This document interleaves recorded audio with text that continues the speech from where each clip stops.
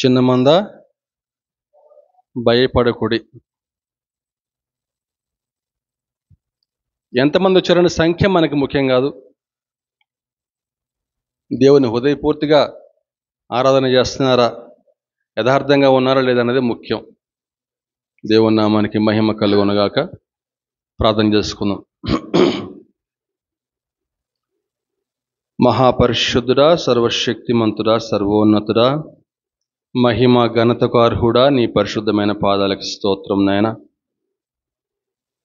గడిచినటువంటి కాలమంతా మనందరినీ క్షేమకరంగా కాచి కాపాడి రెక్కల మాటను భద్రపరిచారు. దేవాస్తుతులు స్తోత్రం. ఈ ఉదయకాల సమయం కొద్దిమందిగా కూడి ఈ విధంగా నేను స్తుతించి మహింపరిచి గణపరిచి కీర్తించుకునే చక్కని భాగ్యాన్ని దయచేశారు. దేవా, నీకే స్తుతులు స్తోత్రం. ఈరోజు మా కొరకు సిద్ధపరచబడ్డ వాక్యం మేము ధ్యానించబోతున్నానైనా కొద్ది సమయం నీకు శిలువ చాటును మరుగుపరిచి ఇక్కడ చేరిన ప్రతి ఒక్క బిడ్డతో మాట్లాడండి, వ్యక్తిగతంగా మాట్లాడండి. దేవా నా ప్రభునైనా, వాక్యం నా ప్రభునైనా నీరుగట్టునైనా ఫలించినైనా అయ్యానైనా భగవంతుడైనా అనేకులకు ప్రభునైనా ఆశీర్వాదకరుంటకు సహాయం చేసి మీరే స్తుతి ఘనత మహిమ పొందమని యేసుక్రీస్తు వారి అతి శ్రేష్టమైన నామమున వేడుకొనుచున్నాను తండ్రి, ఆమేన్. ఈరోజు వాక్యాంశము యెహోవాకు అతిథిగా ఉండగోరతావా? దేవుడు నీకు ఆతిథ్యం చేయాలంటే, లేకపోతే సాధారణంగా మన ఇంటికి ఎవరైనా అతిథులు వస్తూ ఉంటే ఏం చేస్తామండి? చక్కగా మనకు ఉన్న దాంట్లోనే ఏమండి సరి చేసుకుంటాం జాగ్రత్తగా. వారు ఉండేటువంటి సమయం కొద్ది సమయం ఉంటుంది, మహా అయితే 1 గంట 2 గంటలు ఉంటుంది, లేకపోతే ఒక పూట ఉంటారేమో. వారికి ఏమి ఇష్టమో తెలుసుకుని అన్నీ కూడా సమకూరుస్తాం, వారిని సంతోష పెడతా ఉండటానికి ప్రయత్నం చేస్తాం, అంతే కదా? లేకపోతే పట్టించుకోకుండా ఉంటామా? గెస్టులు వస్తూ ఉంటే ఏదో మనం కొనుక్కున్న తృణో ప్రణం ఏదో ఒకటి కాస్తంత జాగ్రత్తగా వారికి చక్కగా వారికి వడ్డించి కొసరి వడ్డించి వారిని జాగ్రత్తగా చూచి పంపిస్తాం. అదే దేవుడే మనకి ఆతిథ్యం చేస్తే అది ఇంకెంత అద్భుతంగా ఉంటుందండి. ఊహించడానికే చాలా ఆశ్చర్యంగా ఉంటుంది కదా. దేవునికి అతిథిగా ఉండటం సాధ్యమేనా అన్న ప్రశ్న వేసుకుంటే అతిథిగా ఉండటం సాధ్యమే అంటాడు కీర్తనకారుడు. రండి, కీర్తనల గ్రంథం, కీర్తనలు 15వ అధ్యాయం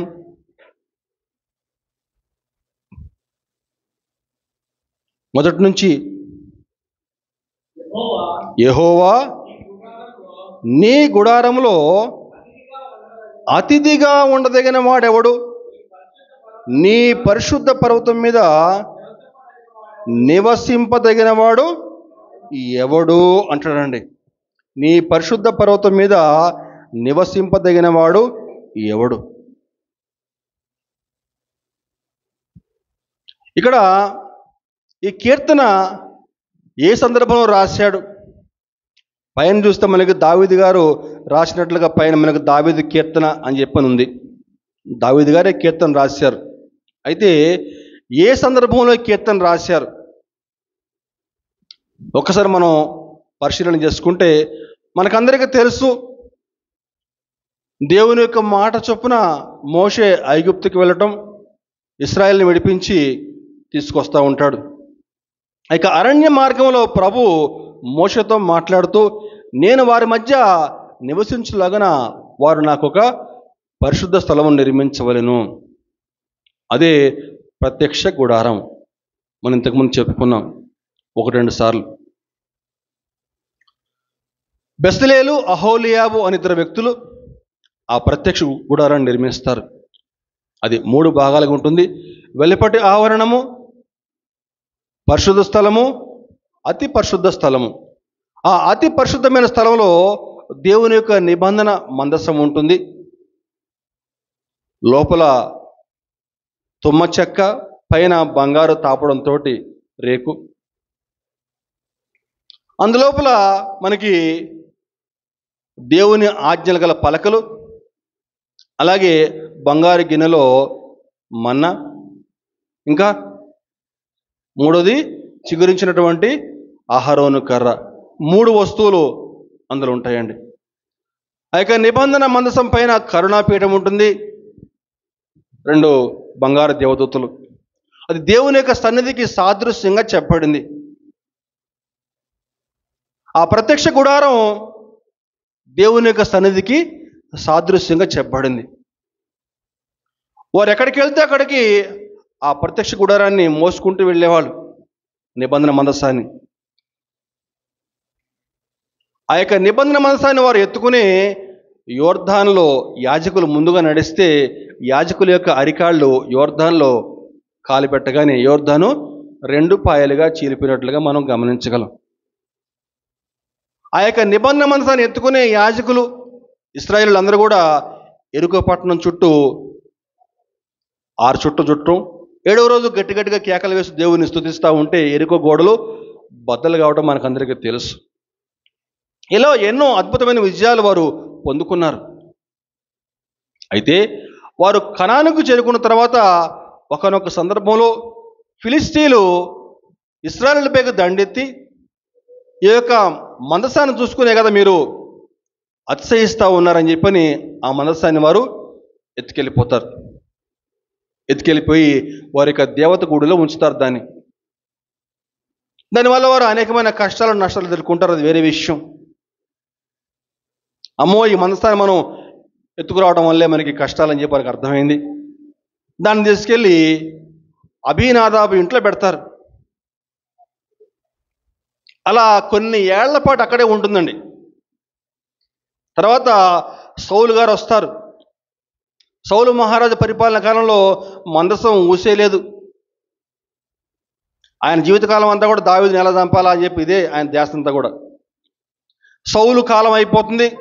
సౌలు కాలం అయిపోయిన తర్వాత దావీదు సింహాసనాన్ని అధిష్ఠిస్తాడు. దావీదుకి దేవుడు అంటే ఎంతో ఇష్టం, ఎంతో భక్తి.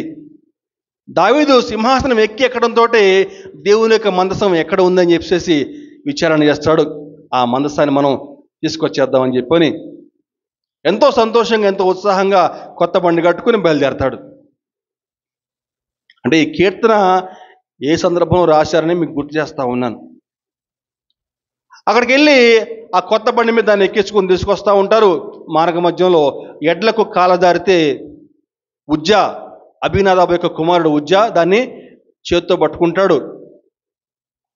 చనిపోతారు అక్కడికక్కడ ఉజ్జా.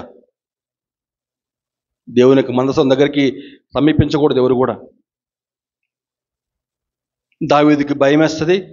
భయం వేసేసి ఏం చేయాలి ఈ మందసాన్ని చెప్పని పక్కనే గిత్తీయుడు ఉబేదేదెము ఉంటే ఆ ఇంట్లో పెడతాడు మందసాన్ని తీసుకెళ్ళి.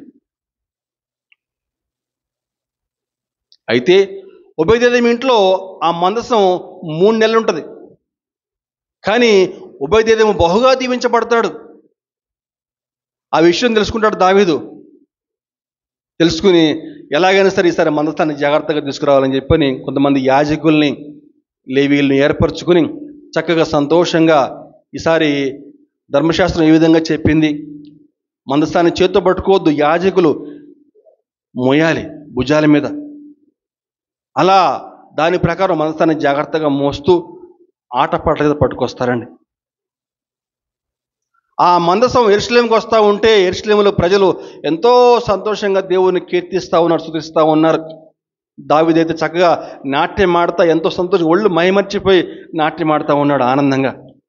దేవుని మందసం యెరూషలేముకి వస్తూ ఉంది అని చెప్పేసి.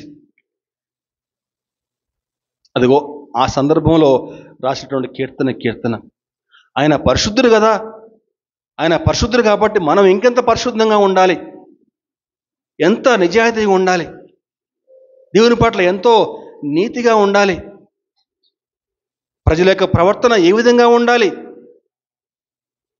అని చెప్పని దావీదు దేవుడిని స్తుతిస్తూ తన మనసులో అనుకుంటున్న మాటలు ఇదిగో ఏమంటున్నాడండి. యెహోవా నీ గుడారములో అతిథిగా ఉండదగిన వాడెవడు, నీ పరిశుద్ధ పర్వతం మీద నివసింపదగిన వాడు ఎవడు అంటున్నాడండి. ఇక్కడ 2 పదాలు మనం గమనించవచ్చండి. ఒకటి గుడారం అంటున్నాడండి, ఇంకోటి పరిశుద్ధ పర్వతం అంటున్నాడండి. 2 కూడా వ్యతిరేక పదాలే. గుడారము అని చెప్పారంటే తాత్కాలికమైనది, పర్వతం అని చెప్పారంటే శాశ్వతమైనది.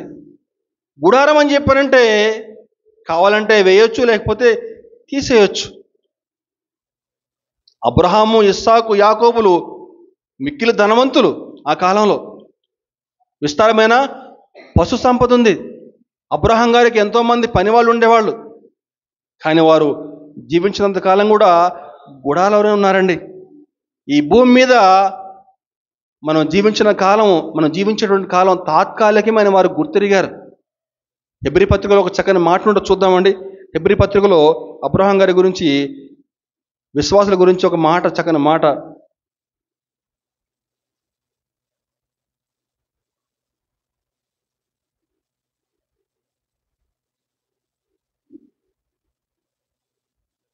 పదకొండవ అధ్యాయం 9వ వచనం.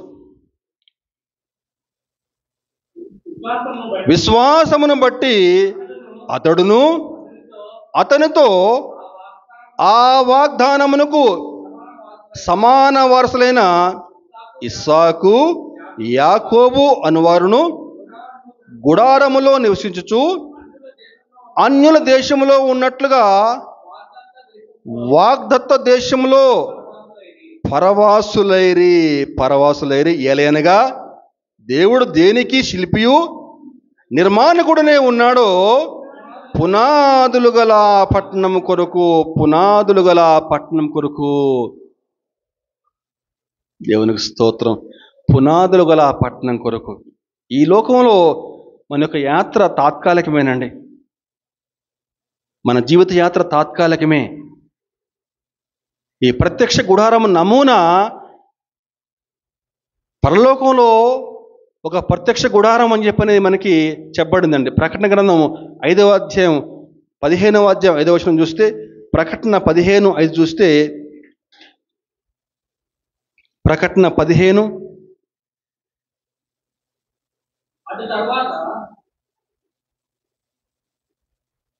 అటు తర్వాత నేను చూడగా సాక్ష్యపు గుడార సంబంధమైన ఆలయము పరలోకమందు తెరవబడును. అదిగో అక్కడ కూడా మనకు కనిపిస్తుంది సాక్ష్యపు గుడారం అని చెప్పేసి. అదిగో అదండి మన యొక్క నిజమైనటువంటి శాశ్వత స్థానం.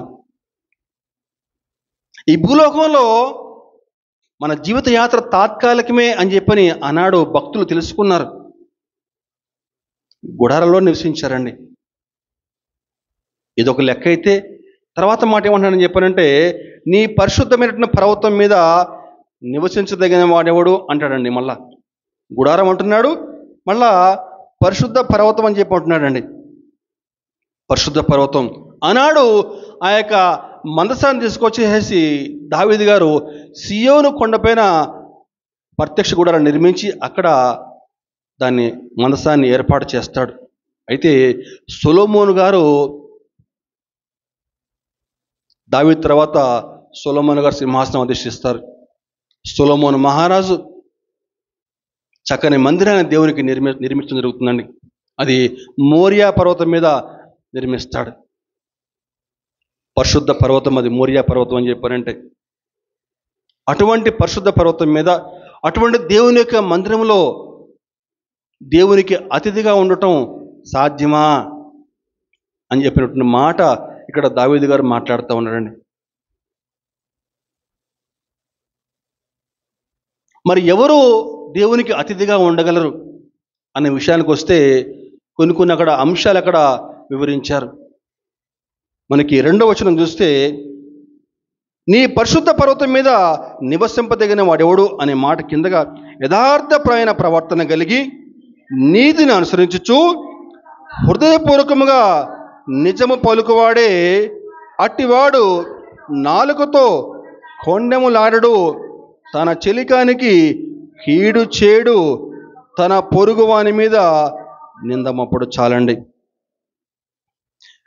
నీ యొక్క గుడారంలో అతిథిగా ఉండాలని చెప్పారంటే ఆ వ్యక్తికి కొన్ని లక్షణాలు ఉండాలి. ఆ లక్షణాలు ఎటువంటి లక్షణాలు కలిగి ఉండాలో ఇక్కడ దావీదు గారు మాట్లాడుతూ ఉన్నారు. మొట్టమొదటి లక్షణం ఏంటట? యథార్థమైన ప్రవర్తన, యథార్థత కలిగి ఉండాలని చెప్తున్నానండి. యథార్థత లేకుండా దేవుణ్ణి చూడలేము. యథార్థవంతులు దేవుని ముఖ దర్శనము చేస్తారని చెప్పనే వాక్యాన్ని మనందరం కూడా జ్ఞాపకం చేసుకోవాలి. యథార్థత అంటే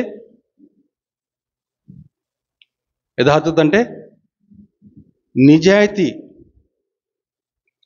అండి, సిన్సియారిటీ అని చెప్పుకోవచ్చు. యథార్థంగా ఉండాలని చెప్పినట్టు ఆ వ్యక్తికి నిజాయితీ ఉండాలండి. హానెస్టీ అంటారు ఇంగ్లీష్లో. నిజాయితీ కలిగి ఉండాలి. ఒక నిజాయితీ ఉండటమే కాదు,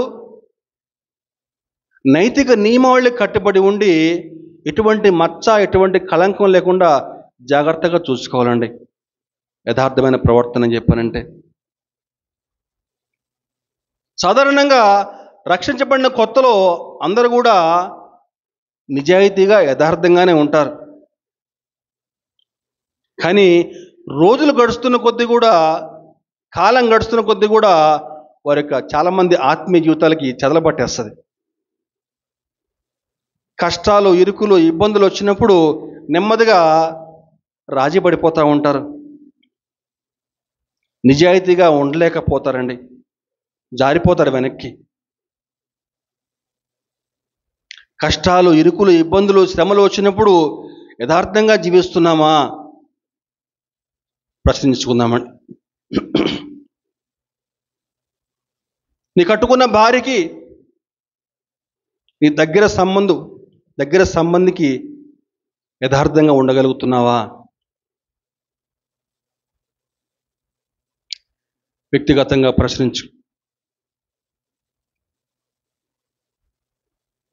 కష్టాలు, శ్రమలు, ఇరుకులు, ఇబ్బందులు వచ్చినప్పుడు అనేక మంది వెనక్కి జారిపోయిన వారు ఎందరో. యోబు గారి జీవితం చూసుకుంటే, యోబు యథార్థవర్తనుడు, న్యాయవంతుడు, దేవుని పట్ల భక్తి కలిగి చెడుతనము విసర్జించిన వాడని చెప్పని అతని గురించి పరిశుద్ధాత్ముడు సాక్ష్యం ఇస్తూ ఉన్నాడు. అయితే ఆనాటి రోజుల్లో యోబు ఆ దేశంలో మిక్కిలి ధనవంతుడు. కానీ ఒక్క రోజులోనే యోబు గారి యొక్క కొడుకులు, కూతుర్లు, ఇంకా ఆస్తిపాస్తులు అన్నీ కూడా ఒక్కరోజే సమస్తాన్ని కోల్పోయాడు. ఇంకా ఒళ్ళంతా కూడా పొక్కులు, గజ్జి, కురుపులు రసిగారుతా ఉన్నాయి. చచ్చిన వాడి వల్లే ఉన్నాడు. ఒక మాటలో చెప్పాలని చెప్పానంటే, ఆ సందర్భంలో యోబు గారి భార్య వచ్చి ఆయనతో మాట్లాడుతుంది. చూద్దామండి, యోబు భార్య ఏం మాట్లాడుతుంది చెప్పానంటే, యోబు గ్రంథము 2వ అధ్యాయము 9వ వచనం చూస్తే 8వ వచనం నుంచి చూద్దామండి. అతడు ఒళ్ళు గోక్కునుటకై చిల్ల పెంకు తీసుకుని బూడిదలో కూర్చుండగా అతని భార్య వచ్చి, నీవు ఇంకనూ యథార్థతను వదలక ఉందువా, దేవుని దూషించి మరణము కమ్మనెను. చాలండి. నీవు ఇంకనూ యథార్థతను వదలక ఉందువా, నీకిన్ని కష్టాలు వచ్చినాయే, కొడుకులు చనిపోయారు, కూతులు చనిపోయారు, ఆస్తి మొత్తం పోయింది, ఒళ్ళంతా కూడా గజ్జి రేపమాప పోయేలాగా ఉన్నావు, నువ్వు ఇంకా యథార్థత అని చెప్పని పట్టుకుంటున్నావా? దేవుని దూషించి చచ్చిపోని బతికెందుకు, నువ్వెందుకు అని చెప్పని అన్నట్టుగా మాట్లాడితే. కానీ అంత శ్రమలో కూడా, అంత కష్టంలో కూడా యోబు నోటి మాటతో కూడా ఏ పాపం కూడా చేయలేదని చెప్పిన వాక్యంలో వ్రాయబడిందండి. యథార్థంగా జీవించాడు, నమ్మకంగా జీవించాడు. కారణము, చాలా కారణాలు చెప్పాలని చెప్పి ఆశపడతా ఉన్నాను. యథార్థంగా జీవిస్తే ఎటువంటి లాభాలు కలుగుతాయి? యోబు గారు ఎందుకని ఆ యొక్క యథార్థతను కోల్పోలేదు? దేవుని పట్ల ఎందుకని నమ్మకంగా ఉన్నాడు? నువ్వు యథార్థంగా జీవిస్తే అందరూ నీ పట్ల యథార్థంగా ఉండేట్లుగా చేస్తాడు దేవుడు. నువ్వు నమ్మకాన్ని మెతితే ఆ నమ్మకాన్నే కొస్తావు. అందరూ నీ పట్ల నమ్మకంగా ఉండేట్లుగా చేస్తాడు దేవుడు. సామెతలు 11వ అధ్యాయము 20వ వచనంలో ఒక చక్కని మాట ఉంది, చూద్దామండి. సామెతలు 11:20 వచనంలో,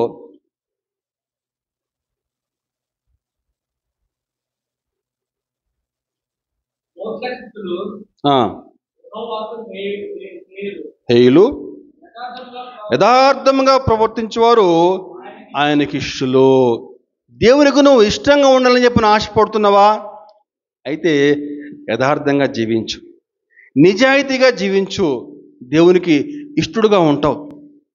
యోబు గారు దేవునికి ఇష్టడుగా ఉండాలని చెప్పి ఆశపడుతూ ఉన్నాడు. అందుకే యథార్థతను కోల్పోలేదండి. దినవృత్తాంతంలో 29వ అధ్యాయము 17వ వచనం చూస్తే, మొదటి దినవృత్తాంతంలో 29:17 వచనం చూస్తే, నా దేవా, నీవు హృదయ పరిశోధన చేయుచు యథార్థవంతుల యందు ఇష్టపడుచున్నావని ఎరుగుదును. నేనైతే యథార్థ హృదయము కలవాడనై ఇవన్నీ మనపూర్వకంగా ఇచ్చి ఉన్నాను. చాలండి. అయితే ఇక్కడ విషయం ఏంటని చెప్పారంటే, దావీదు యథార్థవంతుడా? దావీదు ఎటువంటి పాపం చేయలేదా? దావీదు చాలా భయంకరమైన పాపం చేశాడు. బత్షెబతోటి పాపం చేశాడండి. అప్పటికి దావీదుకి భార్యలు ఉన్నారు. అయినా సరే పరాయి స్త్రీని మోహించాడు, ఆమెతోటి పాపం చేశాడు. అంత మాత్రమే కాకుండా బత్షెబ యొక్క భర్త ఊరియాని అన్యాయంగా చంపించేశాడు. వ్యభిచారము, నరహత్య, భయంకరమైన పాపం. ఆ యొక్క పాపాన్ని దావీదుకి గుర్తు చేసినప్పుడు దావీదు పాపాన్ని కప్పుకోలేదండి, పాపాన్ని ఒప్పుకున్నాడు. దేవుని యొక్క పాదాల వద్ద కన్నీటితోటి ఎంత కన్నీరు గార్చాడో దేవుని పట్ల. 51వ దావీదు కీర్తనలో మనం చెప్పుకున్నాం చాలాసార్లు. పశ్చాత్తాపంతుడు దేవునికి కన్నీటి ప్రార్థన చేశాడు. దేవునికి అంతగా మొరపెట్టుకోవడం చూసి దేవుడు తన యొక్క యథార్థత చొప్పున దావీదును కనికరించాడండి. హల్లెలూయా, దేవునికి స్తోత్రం. దావీదు తన గురించి తాను సాక్ష్యం ఇస్తా ఉన్నాడు. ఏంటని చెప్పానంటే, దేవా, నేనైతే యథార్థ హృదయము కలవాడనై అని చెప్పుకున్నాడు అన్నమాట. తన గురించి తను చెప్పుకున్నాడు, నేనైతే యథార్థ హృదయము కలవాడనై ఇవన్నీ మనపూర్వకంగా ఇచ్చి ఉన్నాను. నువ్వు ఈరోజు ఆ విధంగా చెప్పగలవా? దేవా, నేను యథార్థంగా జీవిస్తున్నాను, నేను యథార్థ హృదయం కలవాడనే జీవిస్తున్నాను ప్రభువా అని చెప్పని నువ్వు ఆ విధంగా నువ్వు దేవుని ముందు చెప్పగలవా? ఈరోజు నీకు హృదయం ఏ విధంగా ఉంది పరిశీలన చేసుకో. ఆనాడు దావీదు చెప్పగలుగుతున్నాడండి. దావీదు యొక్క చివరి మాటలు ఇవి.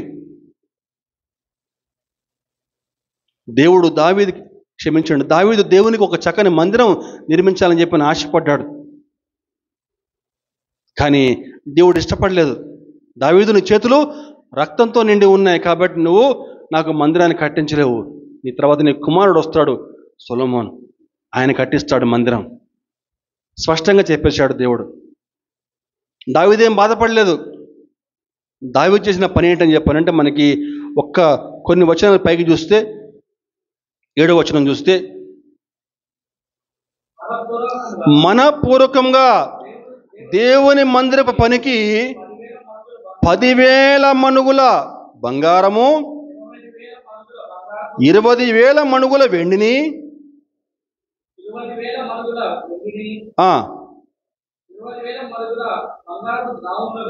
ఇట్లా కాదండి, కరెక్ట్ చదవాలండి. దేవుని మందిరపు పనికి 10,000 మణుగుల బంగారమును, 20,000 మణుగుల బంగారపు ద్రాములను, 20,000 మణుగుల వెండిని, 36,000 మణుగుల ఇత్తడిని, 2 లక్షల మణుగుల ఇనుమును తెచ్చి ఇచ్చిరి. తమ యొద్ద రత్నములున్నవారు వాటిని తెచ్చి యెహోవా మందిరపు బొక్కసము మీదనున్న గెర్షోనీయుడైన యెహీయేలుకు ఇచ్చిరి. వారు పూర్ణ మనస్సుతో యెహోవాకి ఇచ్చి ఉండ్రి కనుక వారు అలాగూ మనపూర్వకంగా ఇచ్చినందుకు జనులు సంతోషపడిరి. ఇదిగో ఇదండి, దేవుని మందిరాన్ని కట్టొద్దని చెప్పండి దావీదేం బాధపడలేదు. ఇదిగో అవన్నీ కూడా చక్కగా సమకూర్చి పెడతా ఉన్నాడు. కుమారుడు మందిరాన్ని కట్టించాలి, నేను కట్టించకపోతేనేమి, నా కుమారుడు కట్టిస్తే చాలు, దేవునికి ఒక చక్కని మందిరం నిర్మించబడాలని చెప్పిన ఆశపడి అదిగో అవన్నీ కూడా దేవుని కొరకు సమకూర్చి పెడుతున్నాడండి. అందుకే దావీదు అంటే దేవునికి బాగా ఇష్టం. నా హృదయానుసారుడు దావీదు అని చెప్పి అంటాడు దేవుడు. అన్నీ కూడా సమకూర్చి పెట్టాడు. చెప్తున్నాడు చివరిలో, దేవా నేను యథార్థ హృదయుడినై అని చెప్పని మాట మాట్లాడుతూ ఏమంటున్నాడండి, ఇవన్నీ మనపూర్వకంగా ఇచ్చి ఉన్నాను, నీవైతే యథార్థవంతులను ఇష్టపడుతున్నావు అని నేను ఎరుగుతాను అన్నాడండి. కొంతమంది ఎలా ఉంటారని చెప్పారంటే పైకి యథార్థంగా ఉన్నట్లు నటిస్తూ ఉంటారు, భక్తిగా ఉన్నట్లు నటిస్తూ ఉంటారు, వేషధారణ చేస్తూ ఉంటారండి. వేషధారుల్ని ప్రభు ఇష్టపడడు సుమా. నువ్వు ఆ విధంగా భక్తిగా ఉన్నట్లు నటిస్తూ యథార్థంగా ఉన్నట్లు నటిస్తూ నీ పాస్టర్ గారిని నువ్వు మోసం చేయొచ్చేమో కానీ నువ్వు ఆయన్ని మోసం చేయలేవు కదా. దేవుడు నీ హృదయాన్ని చూస్తాడు. చరిత్రలో మనకి ఆస అనే ఒక రాజు కనిపిస్తాడండి. ఏం పేరండి? ఆస అనే ఒక రాజు కనిపిస్తాడు, యూదా రాజు. ఆస యొక్క జీవితంలో ఒక సంఘటన జరిగిందండి, చూద్దామండి. 2వ దినవృత్తాంతములు 16:9.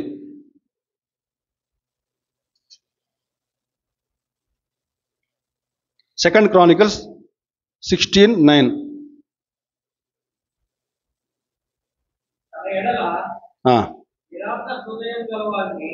తన ఎడల యథార్థ హృదయం గలవారిని బలపరచుటకై యెహోవా కనుదృష్టి లోకమందంతటా సంచారము చేయుచున్నది.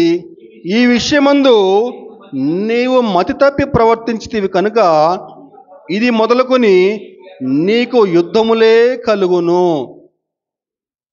గమనించాలండి, ఈ ఆస అయినటువంటి యూదారాజు సింహాసనం ఎక్కిన తర్వాత మొదట్లో దేవుని పట్ల యథార్థంగా జీవించాడు. దేవుడు అతని యథార్థత మెచ్చి అతనికి యుద్ధాలు లేకుండా అతని యొక్క రాజ్య పరిపాలన కాలంలో చక్కగా అంతగా రాజ్యము సుభిక్షంగా ఉండేట్లుగా చేస్తాడు దేవుడు. ఒక దశలో శత్రువులు అతనిపైకి యుద్ధానికి వస్తే దేవుడు తనకు బాహుబలం చేత అతనికి తోడుగా ఉండి ఆసాన్ని కాపాడుతాడు. అయితే అవన్నీ కూడా మర్చిపోయి ఒకనొక దశలో ఏం చేస్తారని చెప్పారంటే, ఇశ్రాయేల్ రాజు ఆయనపై దండెత్తి వస్తూ ఉంటే దేవుని వద్ద విచారణ చేయకుండా సిరియా రాజు కబురు పెడతాడు, అయ్యా ఈ విధంగా ఇశ్రాయేల్ రాజు నాపై దండెత్తి వస్తున్నాడు, దయవుంచి నాకు సహాయం చేయి అని చెప్పని.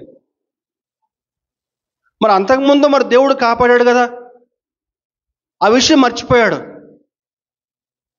వేరే ఒక అన్యునికి కబురు పెడతాడు, నాకు సహాయం చేయి అని చెప్పని. అదిగో ఆ విషయం ఇక్కడ ప్రస్తావిస్తూ ఉన్నాడు. మనకి 7వ వచనం చూస్తే 15 చూస్తే, ఆ కాలమందు దీర్ఘదర్శి అయిన హనాని యూదా రాజైన ఆసా యుద్ధకు వచ్చి అతనితో ఇలాగూ ప్రకటించెను. అదండి, నీవు నీ దేవుడైన యెహోవాను నమ్ముకొనక సిరియా రాజును నమ్ముకుంటివే. సిరియా రాజు యొక్క సైన్యము నీ వశము నుండి తప్పించుకుని పోయెను. చాలండి, నువ్వు దేవుణ్ణి నమ్ముకోకుండా సిరియా రాజును నమ్ముకుంటావా? తప్పు చేశావు ఆస. ఏం చేయాలండి ఆస ఆ విధంగా చెప్పినప్పుడు? దేవునికి సన్నిధికి వచ్చి క్షమాపణ వేడుకోవాలి. దావీదు చేసింది అదే. తప్పు చేశావు అని చెప్పి అన్నప్పుడు తన తప్పుని ఒప్పుకున్నాడు. కానీ ఆస ఏం చేశాడో చూద్దామండి. మనకి 10వ వచనం చూస్తే, ఆ దీర్ఘదర్శి అట్లు ప్రకటించినందుకు ఆస అతని మీద కోపగించి రౌద్రము చూపి అతన్ని బందీ గృహములో వేసెను. చూశారండి, నువ్వు తప్పు చేశావయ్యా అని చెప్పినప్పుడు తప్పుని ఒప్పుకోలేదండి, కప్పుకున్నాడు. సౌలు కూడా అదే విధంగా చేశాడు. తప్పును చెప్పినప్పుడు తప్పును ఒప్పుకోలేదు, తప్పును కప్పుకునే ప్రయత్నం చేశాడు. సౌలు కుటుంబం అంతా కూడా ఒకే రోజు మరణించారు. సింహాసనం అతని వద్ద నుంచి తీసివేయబడింది. ఇదిగో ఈ ఆసా పరిస్థితి కూడా తర్వాత చూస్తే మనకి 12వ వచనం చూస్తే, ఆస తన ఏలుబడి యందు 39వ సంవత్సరమున పాదముల్లో జబ్బు పుట్టి తాను బహు బాధపడినను దాని విషయంలో అతడు యెహోవా యొద్ద అండర్లైన్ చేసుకోండి. అక్కడ ఏముందండి? అతడు యెహోవా యొద్ద విచారణ చేయక వైద్యులను నమ్ముకొనెను, వైద్యులను పట్టుకొనెను అని కూడా చెప్పుకోవచ్చు. అంటే వైద్యుల వద్దకు పోవద్దా అని చెప్పంటే పోవాలి, ట్రీట్మెంట్ తీసుకోవచ్చు. కానీ దేవుని వద్ద విచారణ చేయాలి కదా, దేవునికి ప్రార్థన చేయాలి కదా. నువ్వు దేవునికి ప్రార్థన చేయకుండా ఏమండి నువ్వు ఏం చేసేది ఉపయోగం? ఏమీ లేదు. ఆస దేవుని వద్ద విచారణ చేయకుండా సిరియా రాజు వద్దకి కబురు పంపిస్తాడు, నాకు సహాయం చేయవా అని చెప్పని. హనాన్ని గద్దించాడు, తప్పు చేసావు కదా ఆశ అని చెప్పని. ఏం చేయాలండి? తప్పును హృదయపూర్వకంగా ఒప్పుకోవాలి. ఒప్పుకోలేదు, తీసుకెళ్ళి ఆయన్ని జైల్లో పడేశాడు. కాల్లో జబ్బు పుట్టినప్పుడు దేవునికి ప్రార్థన చేయకుండా వైద్యులు నమ్ముకున్నాడు. ఇదిగో మొట్టమొదట యథార్థంగానే ఉన్నాడు, కానీ శ్రమలు వచ్చినప్పుడు, కష్టాలు వచ్చినప్పుడు యథార్థతను కోల్పోయాడండి. ఈరోజు కష్టాలు, శ్రమలు, ఇరుకులు, ఇబ్బందులు వచ్చినప్పుడు మనం దేవుని పట్ల యథార్థంగా జీవిస్తున్నామా, నమ్మకంగా జీవిస్తున్నామా? రాజైన హిజ్కియాకి ఒక రాచపుండు కలుగుతుంది. పోయిన వారం చెప్పుకున్నాం మనం, మరణకరమైన రోగం కలుగుతుందండి. ఆ సమయంలో హిజ్కియా వద్దకు యెషయా ప్రవక్త వస్తాడు. అయ్యా, నువ్వు కొద్ది రోజుల్లో చనిపోతున్నావు కనుక నీ ఇల్లు చక్కబెట్టుకో అని చెప్పి అన్నప్పుడు హిజ్కియా దేవునికి ప్రార్థన చేశాడు. నేను నీ పట్ల ఎంత యథార్థంగా ఉన్నానో, యథార్థ హృదయుడిని నేను ఏ విధంగా నేను సేవించానో నన్ను జ్ఞాపకం చేసుకుంటావా అని చెప్పి నీ కన్నీటితో దేవునికి ప్రార్థన చేశాడండి. ఇక్కడ ఆసాకేమో కాల్లో పుండు పడితే దేవుని వద్ద విచారణ చేయకుండా వైద్యులు నమ్ముకున్నాడు. కానీ అక్కడ హిజ్కియా ఏమో దేవునికి ప్రార్థన చేశాడు. దేవా, యథార్థంగా జీవించాను కదా, నీ పట్ల విశ్వాసంగా జీవించాను కదా, దయవుంచి నన్ను జ్ఞాపకం చేసుకుంటావని ప్రార్థన చేస్తే దేవుడు హిజ్కియా ప్రార్థన ఆలకించి హిజ్కియాకి ఇంకా 15 ఏళ్ల కాలం ఆయుష్కాలం పొడిగించాడు. దేవునికి స్తోత్రం, హల్లెలూయా. ఈరోజు నీ హృదయం దేవుని పట్ల ఏ విధంగా ఉంది? యథార్థంగా జీవిస్తున్నావా, నమ్మకంగా జీవిస్తున్నావా? నువ్వు యథార్థంగా జీవిస్తున్నట్లయితే దేవుడే నీకు ఆతిథ్యం ఇవ్వగలడని చెప్పంటాడు అక్కడ కీర్తనకారుడు. గమనించాలి. ఇంకేమంటున్నాడండి తర్వాత మాట? నీతిగా ఉండాలంటాడు. చూద్దామని కీర్తన 15. మళ్ళీ వచ్చేద్దాం కీర్తన గ్రంథానికి. యథార్థమైన ప్రవర్తన కలిగి నీతిని అనుసరించుచు, చాలండి. ఆ నీతి అన్న దగ్గర ఆగిపోదాం. అక్కడ నీతి అంటే ఏంటండి? ఏమ్మా నీతి అంటే? చిన్నప్పుడు మనం నీతి కథలు చదువుకున్నామండి, గుర్తుందా? నీతి కథలు, పేదరాశి పెద్దమ్మ కథలు చదువుకున్నాం. అందులో చివరిలో ఏముంటుందండి? నీతి అని ఉంటుందండి. నీతి. సుమతి, కాలమతి, మందమతి అని చెప్పని 3 చేపలు, ఏమండి, కోతి బావ, చదువుకున్నాం కథలు చిన్నప్పుడు మనం. చివరిలో నీతి అని ఉంటుందండి. మరి ఆ కథలన్నీ చదివి ఆ నీతి చదువుకుంటే నీతి మనకు వచ్చేస్తుందా? నీతి కదా ఉంది అక్కడ అందులో, ఏమండి? లేకపోతే నీతి కార్యాలు, ధర్మ కార్యాలు అంటే లేనివాడికి ఆహారం పెడితేనో, లేకపోతే బీదవాడికి సహాయం చేస్తానో, అటువంటి నీతి కార్యాలు చేస్తే మనకి నీతి వచ్చేస్తుందా? ఏ విధంగా నీతి కలుగుతుందండి? నీతిమంతులు నిత్య జీవానికి పోతారని చెప్పని వాక్యం సెలవిస్తూ ఉంది.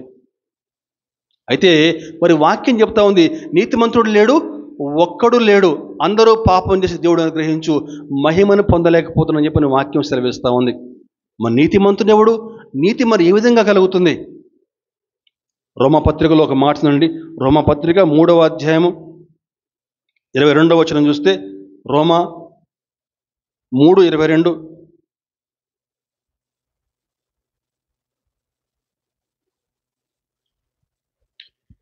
అది యేసుక్రీస్తు నందలి విశ్వాస మూలమునదై నమ్ము వారందరికీ కలుగు దేవుని నీతి అదండి. నువ్వు దేవుణ్ణి హృదయపూర్వకంగా నమ్మగలగాలండి. దేవుని పట్ల నువ్వు విశ్వాసం ఉంచగలగాలి. అదే నీకు నీతి.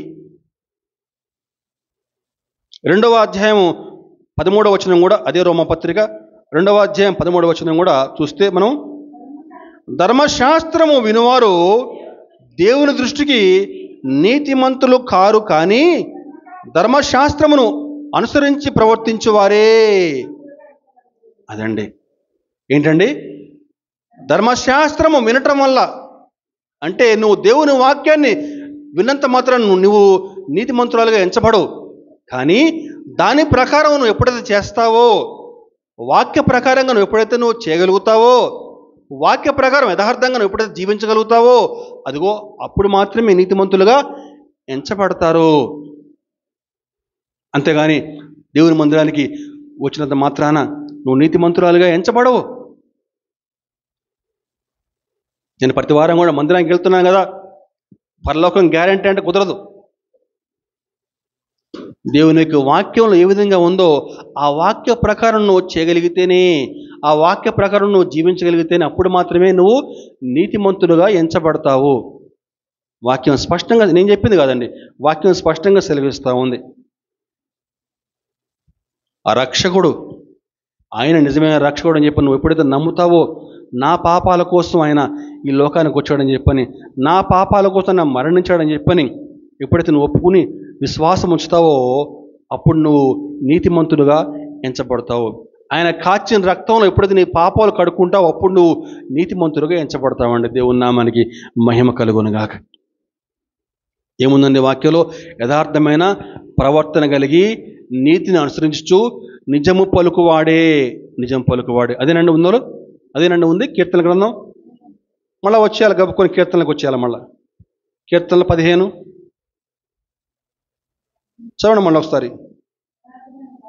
యథార్థమైన ప్రవర్తన కలిగి నీతిని అనుసరించుచు హృదయపూర్వకముగా నిజము పలుకువాడే.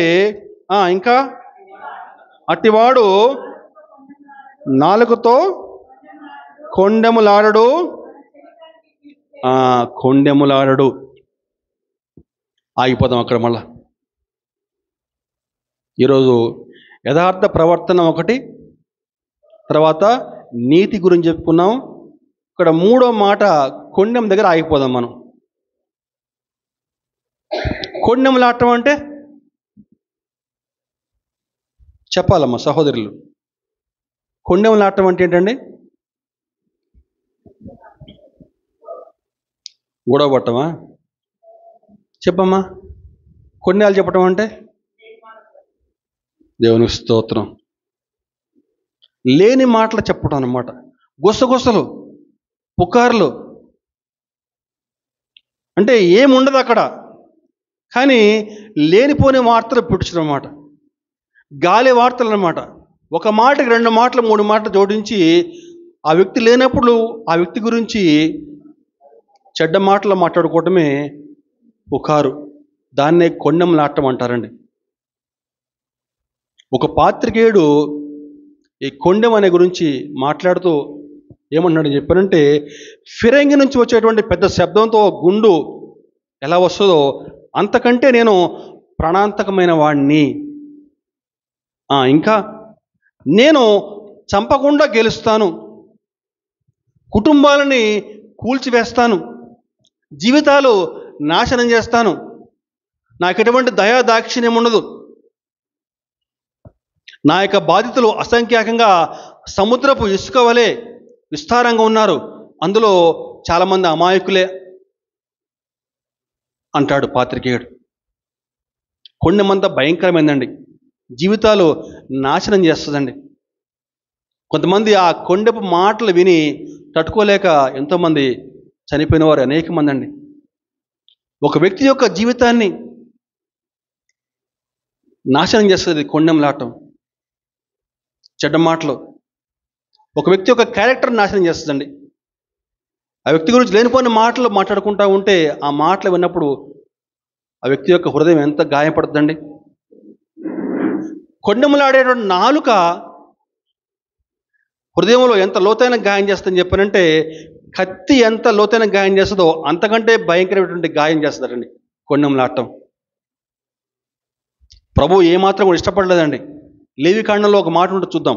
లేవికాండంలో మనకి చూస్తే లేవికాండము 19వ అధ్యాయం 16వ వచనంలో,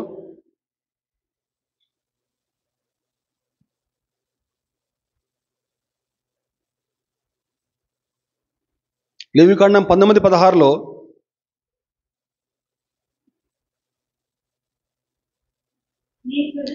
నీ ప్రజలలో కొండెములాడుచు ఇంటింటికి తిరగకూడదు, నీ సహోదరునికి ప్రాణహాని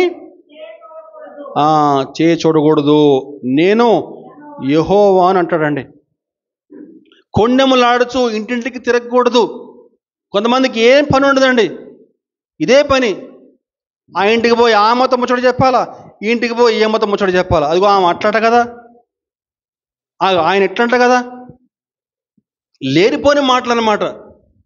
ఏముండదు అక్కడ. ఒక మాటకి 2 మాటలు 3 మాటలు జోడించి రకరకాల పుకార్లు. ఆ మాటలు ఇంకో దగ్గర పోయి మళ్ళీ ఇంకో రకంగా ఒకరి యొక్క వ్యక్తిత్వాన్ని నాశనం చేస్తుందన్నమాట ఈ కొండెములాటం అని చెప్పినది. వారి యొక్క ప్రతిష్ట మొత్తం కూడా పోయేలాగా చేస్తుందండి. రోమాపత్రికలో అవిశ్వాస యొక్క పాపాల గురించి వర్ణిస్తూ పౌలు గారు కొన్ని మాటలు చెప్పారండి. రోమాపత్రిక 1వ అధ్యాయం 29లో, రోమాపత్రిక 1వ అధ్యాయం 29లో చూస్తే, దుర్నీతి చేతను, దుష్టత్వం చేతను, లోభము చేతను, ఏడవబడి, మత్సరము, నరహత్య, కపటము, వైరమన వాటితో నిండిన వారే కొండగాండ్రును, అహంకారులను, బింకములాడువారును అని చెప్పిన మాటలు గమనించాలండి. అంటే కొండెం అని చెప్పిన మాట అక్కడ పాపాల్లో ఒకటిగా పరిగణించబడిందండి. చాలా భయంకరమైన పాపం అన్నమాట. అంటే నువ్వు మాటల చేత ఒక వ్యక్తిని చంపేయటం అన్నమాట.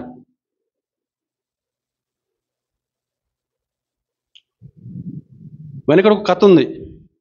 ఏంటని చెప్పానంటే, ఒక సాధువు దగ్గరికి శిష్యుడు వచ్చి, అయ్యా నేను ఒక వ్యక్తి పట్ల ఒక చెడ్డ మాట చెప్పాను, నేను ఊరికే ఒక వదంతి పుట్టించాను, ఆ విధంగా వదంతి పుట్టించి నేను పాపం చేశాను, ఇప్పుడు దానికి పరిష్కారం ఏదైనా ఉందా అని చెప్పని ఆ సాధువు వద్దకి వెళ్ళి అడిగాడట. ఆ సాధువు ఏమన్నాడని చెప్పానంటే, ఒక పని చేయి, నువ్వు ఏం చేస్తావని చెప్పానంటే, అన్ని ఇళ్ళ దగ్గరికి వెళ్ళి ప్రతి ఒక్క ఇంటి ముందు ఒక ఈక పెట్టు. ఏం పెట్టాలా? ఒక ఈక. అందరి గుమ్మాల ముందు ఒక ఈక పెట్టు అని చెప్పానంటే, ఆ శిష్యుడు సాధువు చెప్పినట్లుగానే అందరు ఇళ్ళ ముందు ఒక్కొక్క ఈక పెట్టుకుంటూ వెళ్ళి ఇంకేదైనా చేయాలా అని చెప్పని ఆ సాధువు వద్దకు వచ్చి, ఇంకేదైనా చేయాలయ్యా అని చెప్పానంటే, ఒక పని చేయి, నువ్వు మళ్ళా అన్ని ఇళ్ళకి పోయి ఆ ఈకల మొత్తం కూడా తీసుకొచ్చి నాకు చూపించు అని చెప్పన్నాడు. అది ఎట్లా సాధ్యం అండి? ఈక పెడితే గాలికి మొత్తం ఎగిరిపోద్ది కదా, ఆ ఈకలు ఎక్కడ దొరకాలి నాకు అని చెప్పానంటే, ఇదిగో ఈ వదంతి కూడా అంతే. నువ్వు వదంతిని బయటకు చెప్పేశావు, అది వదంతి. ఆ వదంతి బయటికి వెళ్ళిపోయింది. బయటికి వెళ్ళిపోయిన తర్వాత తిరిగి రాదు కదా. ఇంకా భయంకరమైన పాపం అన్నమాట కొండెంలాటం అని చెప్పేసి. డేవిడ్ లివింగ్స్టన్ అని చెప్పిన ఒక దేవుని యొక్క సేవకుడు తన యొక్క భార్యను అన్యాయంగా ఇలాగే పోగొట్టుకున్నాడు. అంటే కొండెంలాటం వల్ల ఎంత నష్టమో మీకు ఒక యథార్థ సంఘటన చెప్తానండి. ఆఫ్రికా దేశంలో దేవుని కొరకు బహుగా పరిచయం చేశాడు డేవిడ్ లివింగ్స్టన్. అతని భార్య పేరు మేరీ. తన భార్య 2 పిల్లలను తీసుకుని ఆ యొక్క ఆఫ్రికా దేశంలో నరహంతకులు, ఆటవికులు వారందరూ రక్షించబడాలని చెప్పని ఎంతో పరిచర్య చేశాడు. అయితే డేవిడ్ లివింగ్స్టన్ అంత బలవంతుడు కాదు. అతని భార్య బలహీనరాలు. తరచుగా జ్వరం రావటమో లేకపోతే ఏదో ఒక సమస్య వస్తూ ఉంటే తట్టుకోలేక భార్యని పిల్లల్ని మళ్ళా తన యొక్క దేశానికి పంపించి వేస్తాడు లివింగ్స్టన్. అతను మాత్రం అక్కడే ఉండి దేవుని కొరకు పరిచర్య చేస్తూ ఉండేవాడు. అయితే చాలా కాలం పాటు భార్య పిల్లల్ని వదిలేయటం వల్ల చుట్టుపక్కల వాళ్ళు రకరకాల మాటలు మాట్లాడుకుంటున్నారట. ఈమెలో ఏ లోపం లేకపోతే ఆయన ఎందుకు ఈమెను మళ్ళా పిలిపించలేదు? బహుశా అక్కడ ఆయన వేరే పెళ్లి చేసుకున్నాడేమో, ఈమెలో ఏదైనా లోపం ఉందేమో బహుశా, అందుకే మళ్ళీ ఆమెను పిలిపించలేదేమో అని చెప్పని రకరకాల మాటలు మాట్లాడుకుంటా ఉంటే ఆ విషయాలు లివింగ్స్టన్ తెలిసి చాలా బాధపడ్డాడట. బాధపడి సరేలేని చెప్పి మళ్ళీ భార్యని పిల్లల్ని పిలిపించాడు ఆఫ్రికా దేశానికి. ఆ వాతావరణం తట్టుకోలేక కొద్ది కాలంలోనే తన భార్య మేరీ మలేరియా వచ్చి చనిపోయిందటండి. 3 నెలల్లోనే. ఆ యొక్క సేవకుడు నిస్సహాయంగా ఆ యొక్క మేరీ యొక్క సమాధి వద్ద అయ్యో మేరీ మేరీ అని చెప్పని కన్నీటితోటి బాధపడ్డాడటండి. ఆ సేవకుడు నిస్సహాయంగా కాచినటువంటి కన్నీరు దేవుని యొక్క బుడ్డిలో భద్రంగా దాచబడి ఉంటాయండి తీర్పు దినం కోసం. యథార్థ సంఘటన అండి. ప్రియ సహోదరుడా సహోదరి, ఈరోజు మన ఆత్మీయ జీవితాలు ఏ విధంగా ఉన్నాయి? కొన్నెములు మాట్లాడుతున్నావా? లేని వార్తలు పుకార్లు పుట్టిస్తూ ఉన్నావా? ఈ చుట్టుపక్కల వారి గురించి లేని వార్తలు పుట్టిస్తా ఒకరి యొక్క వ్యక్తిత్వాన్ని నాశనం చేస్తూ ఉన్నావా? దేవుడు ఏమాత్రం కూడా ఇష్టపడండి. అది భయంకరమైన పాపంలో ఒక పాపంగా పరిగణించబడింది. అటువంటి లక్షణాలు నీలో ఉన్నట్లయితే దేవుని వాక్యం సెలవిస్తూ ఉంది. యోహాను పత్రికలో ఒక మాట ఉందండి, చూద్దామండి.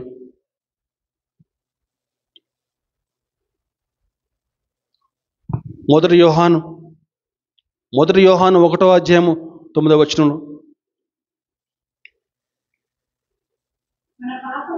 మన పాపములు మనము ఒప్పుకొని ఎడల ఆయన నమ్మదగిన వాడును నీతిమంతుడు కనుక ఆయన మన పాపములు క్షమించి సమస్త దుర్నీతి నుంచి మనల్ని పవిత్రులుగా చేయను. చాలండి, దేవునికి స్తోత్రం చెప్దామండి. హల్లెలూయా. ఆయన నమ్మదగిన వాడును నీతిమంతుడు కనుక. ఒకవేళ నీలో యథార్థత లేకపోతే, నీకు ఒకవేళ కొండెములాడేటువంటి అలవాటు నీకు ఉన్నట్లయితే, అటువంటి పాపిష్టి అలవాటు నీలో ఉన్నట్లయితే ఈరోజు దేవుని యొక్క సన్నిధికి వచ్చి దేవుని యొక్క సన్నిధిలో ప్రార్థన చేసుకో. ఆయన నమ్మదగినవాడు నీతిమంతుడు కనుక. యథార్థంగా జీవించమని చెప్పని వాక్యం సెలవిస్తూ ఉందండి. యథార్థంగా జీవించడం ఎలా జీవించాలి? మరి దేవుని పట్ల నమ్మకంగా ఏ విధంగా జీవించాలి? దేవుని యొక్క వాక్యం నిన్ను యథార్థతలోకి నడిపిస్తుందండి. నువ్వు దేవునితో ఎక్కువసేపు గడపటం వల్ల, దేవునితో ఎక్కువసేపు ప్రార్థనలు గడపటం వల్ల నువ్వు యథార్థంగా జీవించగలుగుతావు. ఆ విధంగా నువ్వు నమ్మకంగా నువ్వు జీవిస్తున్నప్పుడు నీకు ఒకవేళ కష్టాలు, శ్రమలు, ఇరుకులు, ఇబ్బందులు ఎన్ని వచ్చినా సరే నువ్వు వెనక్కు జారిపోయే అవకాశం ఉండదండి. యోసేపు గారు దేవుని పట్ల యథార్థంగా జీవించాడు, నమ్మకంగా జీవించాడు. తన యొక్క అన్నయ్యలు ఐగుప్తుకు అమ్మేశారు బానిసగా. శ్రమలు వచ్చాయి, కష్టాలు వచ్చాయి. పోతిఫర్ భార్య పాపం చేద్దాం రమ్మన్నప్పుడు ఒప్పుకోలేదు. అమ్మో, ఇంత పాపం నేను ఏ విధంగా చేయగలనమ్మా, నేను ఈ పాపం నేను చేయలేనమ్మా అని చెప్పేసి యోసేపు భయపడ్డాడు. దేవునికి భయపడ్డాడు, యథార్థంగా జీవించాడు. నువ్వు ప్రార్థన మానేయకపోతే తీసుకెళ్ళి నిన్ను సింహాల బోన్లో వేస్తారని చెప్పినప్పుడు దానియేలు ప్రార్థించడం మానలేదండి. అటు శాసనము సంతకం చేయబడని చెప్పని తెలుసుకున్నా సరే దానియేలు దేవునికి ప్రార్థన చేస్తా ఉన్నాడు. తీసుకెళ్ళి సింహాల బోన్లో వేయబడ్డాడు. కానీ యోసేపు గారు యథార్థంగా జీవించాడు, ప్రధానమంత్రిగా హెచ్చించబడ్డాడు. దానియేలు నమ్మకంగా యథార్థంగా జీవించాడు, ప్రధానమంత్రిగా హెచ్చించబడ్డాడు. నువ్వు యథార్థంగా జీవిస్తే దేవుడు తప్పకుండా నిన్ను జ్ఞాపకం చేసుకో. యథార్థవంతులను బలపరచుటకై ఆయన కనుదృష్టి లోకమంతా సంచారం చేస్తూ ఉందండి. నీలో ఒకవేళ యథార్థత లేకపోతే, ఒకవేళ నీలో కొండెములాడేటువంటి పాపం ఉన్నట్లయితే ఈరోజే ఆయనకు సన్నిధికి వచ్చి ఏం చేయాలట? మన పాపములు మనం ఒప్పుకునేలా ఆయన నీతిమంతుడు గనక, నమ్మదగిన వాడు గనక ఆయన మన ప్రతి పాపమును క్షమించి సమస్త దుర్నీతి నుంచి ఆయన మనల్ని విడుదల చేయని చెప్పిన వాక్యాన్ని జ్ఞాపకం చేసుకుందామండి. యథార్థవర్తులు, నమ్మదగిన వాడుగా, నిజాయితీగా జీవిస్తూ, నీతిని అనుసరించి హృదయపూర్వకంగా నిజము పలుకువాడే. ఇంకేముందండి అక్కడ కీర్తనలో 15వ అధ్యాయం కొద్దాం మళ్ళా.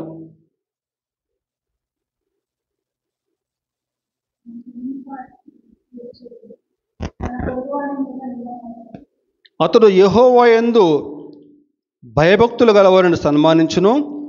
అతడు ప్రమాణము చేయగా నష్టము కలిగినను మాట తప్పడు. తన ద్రవ్యము వడ్డీకి ఈడు, నిరపరాధిని చెరుపుటకి లంచము పుచ్చుకునుడు. ఈ ప్రకారము చేయవాడు ఎన్నడను కదల్చబడడు. దేవునికి స్తోత్రం. ఒకవేళ ఆ విధంగా నువ్వు జీవిస్తూ నమ్మకంగా ఉన్నట్లయితే, ఈనాడు చాలామంది, కొంతమంది సేవకులే వడ్డీకి ఇస్తూ ఉంటారు డబ్బులు. అటువంటి వారు కూడా ఉన్నారండి. చాలా విచారం. మొన్న మేము కొంతమందికి కొంచెం అవసరం వస్తే కొంత డబ్బు వాళ్ళకి అప్పుగా ఇచ్చాం. ఒక 6 నెలలైంది. ఆయన నిన్న డబ్బులు పట్టుకొచ్చాడు.